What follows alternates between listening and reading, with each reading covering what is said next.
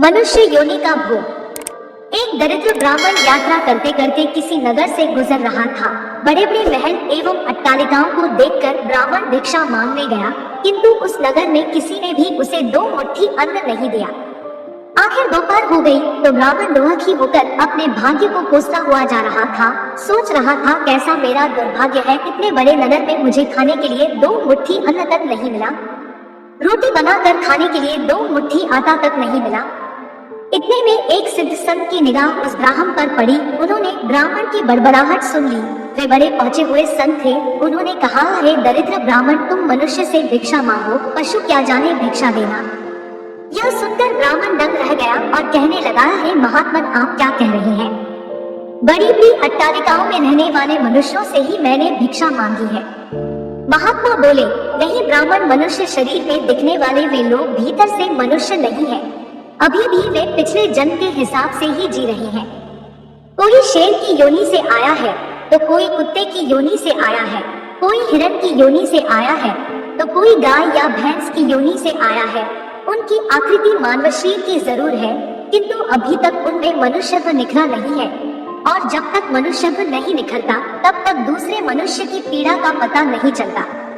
दूसरे में भी मेरा प्रभु ही है, यह ज्ञान नहीं होता। तुमने मनुष्यों से नहीं, पशुओं से भिक्षा मांगी है। ब्राह्मण का चेहरा दुख व निराशा से भरा था। सिद्ध पुरुष तो दूरदृष्टि के धनी होते हैं। उन्होंने कहा, देख ब्राह्मण, मैं तुझे यह चश्मा देता हूँ, इस चश्मे को पहन कर जा और कोई भी मनुष्य दिखे उससे भिक्षा मांग, फिर देख क्या होता है। वह दरिद्र ब्राह्मण जहाँ पहले गया था वही पुनः गया और योग सिद्ध कला वाला चश्मा पहनकर गौर से देखा। ओहो, वाकई कोई कुत्ता है, कोई बिल्ली है तो कोई बघेरा है। आकृति तो मनुष्य की है लेकिन संस्कार पशुओं के हैं। मनुष्य होने पर भी मनुष्यत्व के संस्कार नहीं है।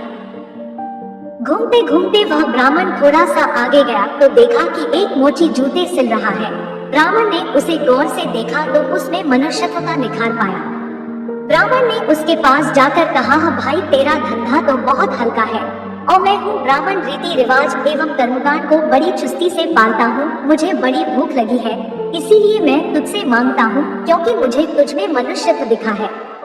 उस मोची की आंखों से टप टप आंसू बरसने लगे। वह बोला, हे प्रभु, आप भूखे हैं? हे मेरे भगवान, आप भूखे हैं? इतनी देर आप कहाँ थे? यह कहकर मोची उठा एवं जूते सिलकर टका, आना दो आना वगैरह जो इकट्ठे किए थे उस चिल्लर रेजगारी को लेकर हलवाई की दुकान पर पहुंचा और बोला, हलवाई भाई, मेरे इन भूखे भगवान की सेवा कर लो। ये चिल्लर यहाँ रखता हूँ, जो कुछ भी सब्जी पराठे पूरी आदि दे सकते हो वह इन्हें दे दो, मैं अभी जाता हूँ। यह कहकर मोची भागा और घर जाकर अपने हाथ से बनाई हुई एक जोड़ी जूती ले आया एवं चौराहे पर उसे बेचने के लिए खड़ा हो गया। उस राज्य का राजा जूतियों का बड़ा शौकीन था। उस दिन भी उसने कई तरह की जूतियां पहनी, किंतु किसी की बनावट उसे पसंद नहीं आई तो किसी का नाप नहीं आया। 2-5 बार प्रयत्न करने पर भी राजा को कोई पसंद नहीं आई तो राजा मंत्री से क्रुद्ध होकर बोला है, अगर इस बार ढंग की जूती लाया तो जूती वाले को इनाम दूंगा, और ठीक नहीं लाया तो मंत्री के बच्चे तेरी खबर ले लूंगा। दैव योग से मंत्री की नजर इस मोची के रूप में खड़े असली मानव पर पड़ गई, जिसमें मानवता खिली थी, जिसकी आंखों में कुछ प्रेम के भाव थे, चित्त में दया करुणा थी, ब्राह्मण के संग का थोड़ा रंग लगा था। मंत्री ने मोची से जूती ले ली एवं राजा के पास ले गया। राजा को वह जूती एकदम फिट आ गई, मानो वह जूती राजा के नाप की ही बनी थी। राजा ने कहा, ऐसी जूती तो मैंने पहली बार ही पहन रहा हूँ, किस मोची ने बनाई है यह जूती? मंत्री बोला, हुजूर, यह मोची बाहर ही खड़ा है। मोची को बुलाया गया। उसको देखकर राजा की भी मानवता थोड़ी खिली। राजा ने कहा, जूती के तो 5 रुपए होते हैं, किंतु यह 5 रुपयों वाली नहीं है, 500 रुपयों वाली जूती है। जूती बनाने वाले को 500 और जूती के 500, कुल 1000 रुपए इसको दे दो। मोची बोला, राजा जी तनिक ठहरिए, यह जूती मेरी नहीं है, जिसकी है उसे मैं अभी ले आता। मोची जाकर विनय पूर्वक उस ब्राह्मण को राजा के पास ले आया एवं राजा से बोला, राजा जी, यह जूती इन्हीं की है। राजा को आश्चर्य हुआ, वह बोला, यह तो ब्राह्मण है, इसकी जूती कैसे? राजा ने ब्राह्मण से पूछा तो ब्राह्मण ने कहा, मैं तो ब्राह्मण हूँ, यात्रा करने निकला हूँ। राजा, मोची जूती तो तुम बेच रहे थे, इस ब्राह्मण ने जूती कब खरीदी और बेची? मोची ने कहा, राजन, मैंने मन में ही संकल्प कर लिया था कि जूती की जो रकम आएगी वह इन ब्राह्मण देव की होगी। जब रकम इनकी है तो मैं इन रुपयों को कैसे ले सकता हूँ, इसीलिए मैं इन्हें ले आया हूँ। न जाने किसी जन्म में मैंने दान करने का संकल्प किया होगा और मुकर गया होगा, तभी तो यह मोची का चोला मिला है। अभी यदि मुकर जाऊं तो न जाने मेरी कैसी दुर्गति हो, इसीलिए राजन ये रुपए मेरे नहीं हुए। मेरे मन में आ गया था कि इस जूती की रकम इनके लिए होगी, फिर 5 रुपए मिलते तो भी इनके होते और 1000 मिल रही है तो भी इनके ही है। हो सकता है मेरा मन बेईमान हो जाता, इसीलिए मैंने रुपयों को नहीं छुआ और असली अधिकारी को ले आया।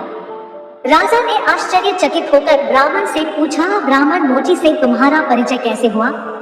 ब्राह्मण ने सारी आप बीती सुनाते हुए सिद्ध पुरुष के चश्मे वाली बात बताई और कहा कि राजन, आपके राज्य में पशुओं के दर्शन तो बहुत हुए, लेकिन मनुष्यत्व का अंश इन मोची भाई में ही नजर आया। राजा ने कौतूहलवश कहा, लाओ वह चश्मा जरा हम भी देखें। राजा ने चश्मा लगाकर देखा तो दरबारियों में उसे भी कोई सियार दिखा तो कोई हिरण, कोई बंदर दिखा तो कोई रीछ। राजा दंग रह गया कि यह तो पशुओं का दरबार भरा पड़ा है। उसे हुआ कि ये सब पशु है तो मैं कौन हूँ? उसने आईना मंगवाया एवं उसने अपना चेहरा देखा तो शेर। उसके आश्चर्य की सीमा न रही। ये सारे जंगल के प्राणी और मैं, जंगल का राजा शेर, यहाँ भी इनका राजा बना बैठा हूँ। राजा ने कहा, ब्राह्मण देव, योगी महाराज का यह चश्मा तो बड़ा गजब का है। वे योगी महाराज कहाँ होंगे? ब्राह्मण, वे तो कहीं चले गए। ऐसे महापुरुष कभी कभी ही और बड़ी कठिनाई से मिलते हैं। श्रद्धावान ही ऐसे महापुरुषों से लाभ उठा पाते हैं।